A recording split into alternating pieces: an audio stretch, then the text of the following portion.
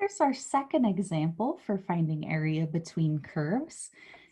We're going to find the area between y equals x cubed minus 3x and y equals -2.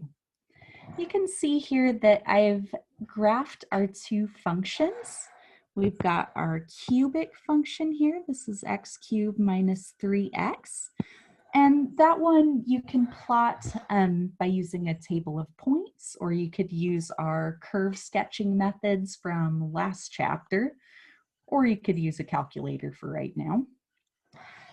So there is our cubic, and then of course this line right here is the y equals 2. Okay, and if your graph is good, then you can find the intersection points right from the graph. And it turns out that's actually one of the nicer things you can do with this particular problem.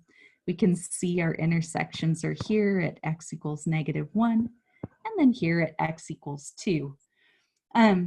If you do the intersections algebraically, that's where we set the two functions equal to each other. And so we have x cubed minus 3x equals 2. Move that all to one side of the equation, and then you've got the cubic x cubed minus 3x minus 2 equals 0. That's a little difficult to solve, not going to lie. So for that, you can apply some factoring techniques, but one of the ones that would be the most helpful is using your rational zeros back from college algebra or math 30. There was a reason to learn those. So if you were trying to solve this by hand, that's probably the #1 technique that you would use here. It's doing those rational zeros and factoring this out. All right, so the same thing happens there, though we end up getting the intersection points x equals 2 and x equals -1. Same thing as we see on the graph. All right.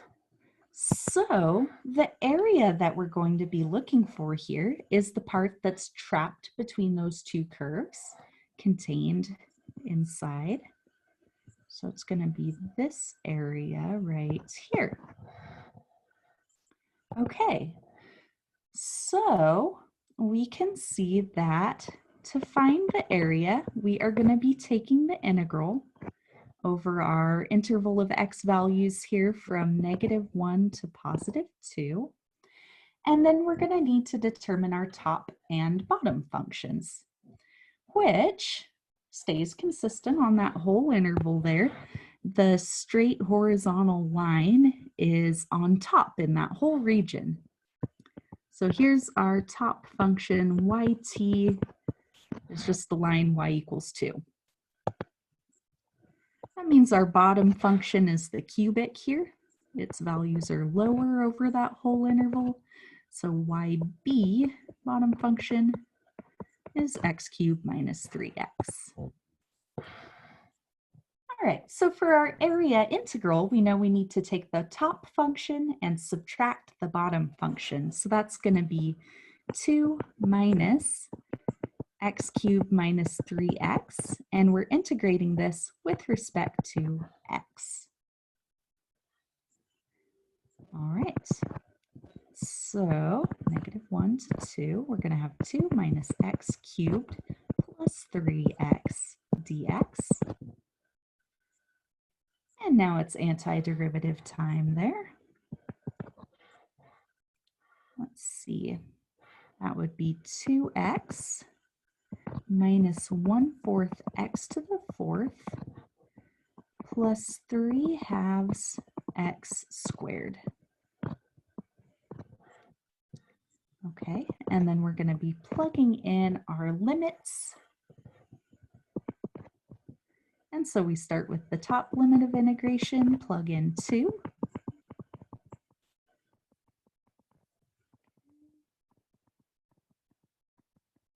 There we go.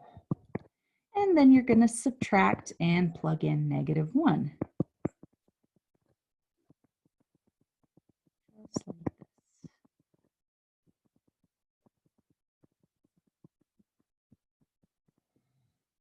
Okay.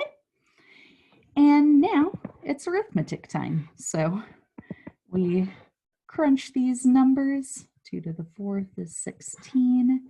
So here we'd have 4 minus 4, and then plus 3 halves times 4. That would actually just be 6. All right.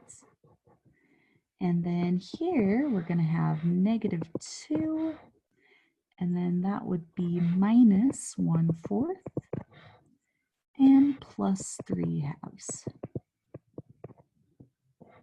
Okay.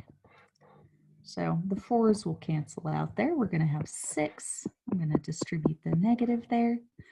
Plus 2 plus 1/4 minus 3 halves. So that'd be 8 plus 1/4. I'm going to go ahead and convert that 3 halves to fourths. Minus 6/4. There we go. So that'd be 8 minus 5/4.